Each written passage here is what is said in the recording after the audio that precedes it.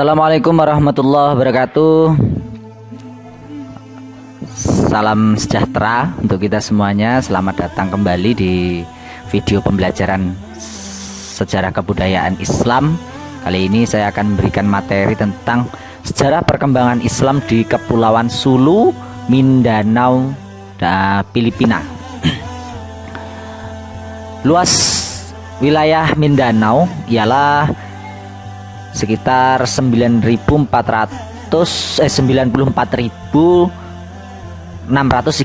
km persegi. Lebih kecil 10.000 km persegi dari Luzon. Pulau ini bergunung-gunung. Salah satunya adalah Gunung Apo yang tertinggi di Filipina. Pulau Mindanao berbatasan dengan Laut Sulu di sebelah barat, Laut Filipina di timur, dan Laut Sulawesi di sebelah selatan. Kemudian jumlah penduduk Mindanao berkisar 19 juta orang, di mana kurang lebih ada 5 juta beragama Muslim.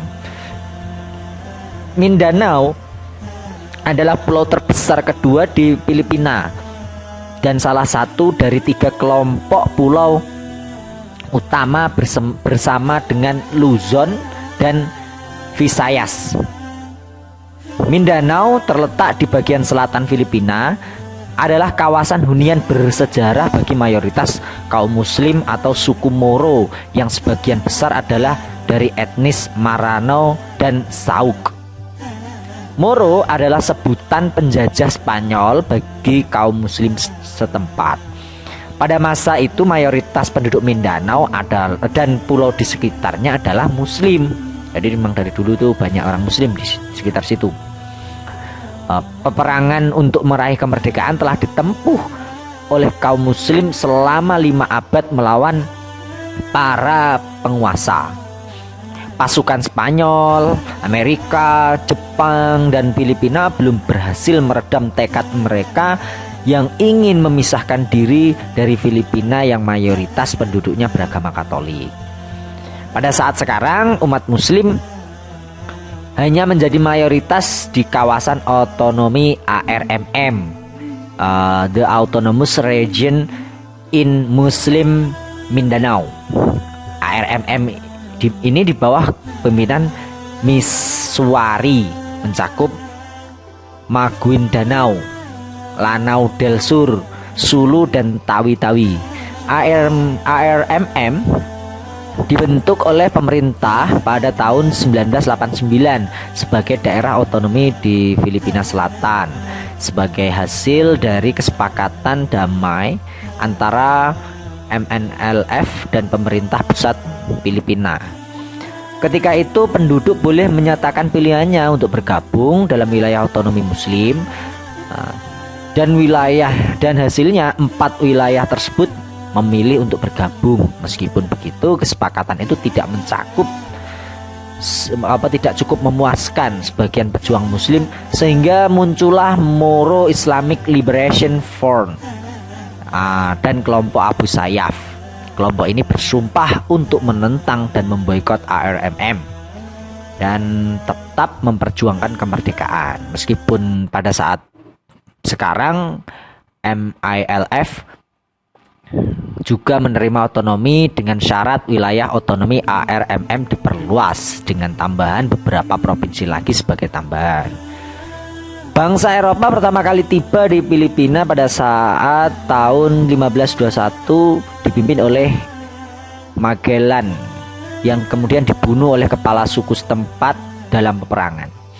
Kemudian tentara Spanyol yang dipimpin oleh Miguel López Legazpi yang tiba di pantai Kepulauan Filipina pada tahun 1565 menghentikan perkembangan dakwah Islam pada tahun 1570 di Manila, yang menyebabkan terjadinya pertempuran selama berabad-abad masa pendudukan Spanyol. Sehingga dapat dikatakan bahwa penjajahan Spanyol bermula pada tahun 1565. Di saat itu Pulau Filipina dan mereka segera mengetahui bahwa sebagian penduduk setempat beragama Islam. Di samping itu, suku Maguindanao, suku lain yang bertempat tinggal di Pulau Mindanao adalah suku Maranao yang merupakan kelompok muslim terbesar kedua di Filipina. Dari sekian banyak kelompok muslim Filipina, Maranao adalah yang terakhir memeluk Islam.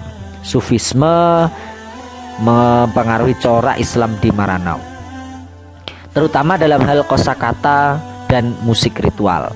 Nama bangsa Moro merujuk pada 4 suku yang mendiami Filipina Selatan, yaitu Tausug, Maranao, Maguindanao, dan Banguingui. Islamisasi awal di Sulu dapat diklasifikasikan dalam beberapa tahap.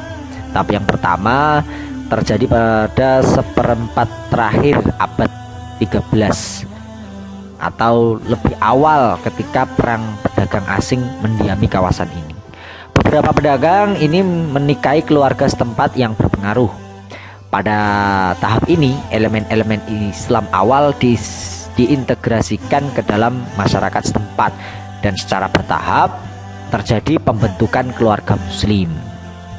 Tahap kedua yang diperkirakan terjadi pada paruh kedua abad ke-14 adalah kelanjutan dari pendirian kumpulan keluarga muslim yang secara bertahap melakukan dakwah secara bertahap terhadap masyarakat setempat.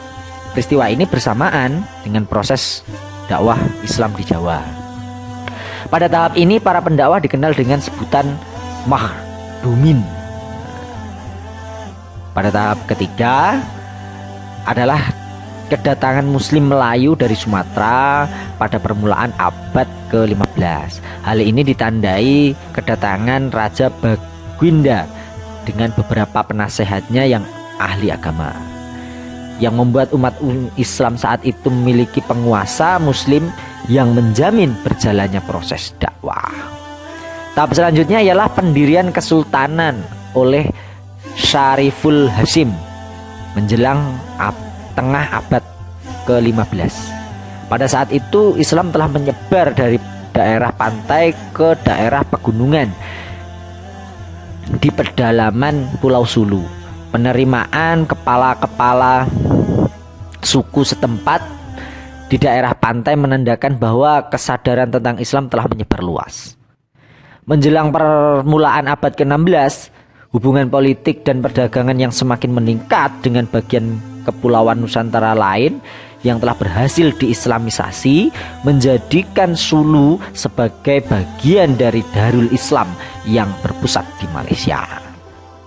Sekitar abad ke-16 dan beberapa dekade awal abad ke-17, persekutuan politik dengan kerajaan-kerajaan Islam yang bertetangga untuk menghadapi bahaya penjajahan dan kristenisasi Barat dan para pendakwah yang terus berdatangan menjamin keberlangsungan Islam di Sulu hingga sekarang. Nah, hubungan antara Muslim Filipina dan dunia Islam secara umum dilakukan melalui umat Islam Asia Tenggara. Hal ini disebabkan kedekatan kultural dan terutama religiusitas bangsa Moro dan bangsa Melayu yang lain. Hal ini dibuktikan dengan fakta bahwa sebelum penggunaan bahasa Arab yang menjadi populer, buku-buku agama di Mindanao dan Sulu kebanyakan berbahasa Melayu yang ditulis dalam aksara Jawi, dan hanya sedikit orang yang mampu membaca Arab. Jadi malah ada kitab Melayunya sendiri. Setelah Filipina merdeka pada tahun 1946, di mana Pulau Mindanao dan Sulu dijadikan bagian dari Republik Filipina, hubungan antara Muslim Filipina dan negara Timur Tengah semakin kuat. Hubungan ini ditandai dengan pengiriman para pelajar Mindanao ke Universitas Al-Azhar dan banyaknya beasiswa yang disediakan oleh negara-negara Arab. Dengan kondisi ini, sehubungan Muslim Filipina yang pada mulanya berorientasi Asia Tenggara menjadi semakin terbuka terhadap akses langsung Islam di Timur Tengah. Nah, itu sejarah perkembangan Islam di pulau-pulau yang ada di Filipina. Nah, semoga dapat bermanfaat. Saya akhiri. Wassalamualaikum warahmatullahi wabarakatuh. wabarakatuh.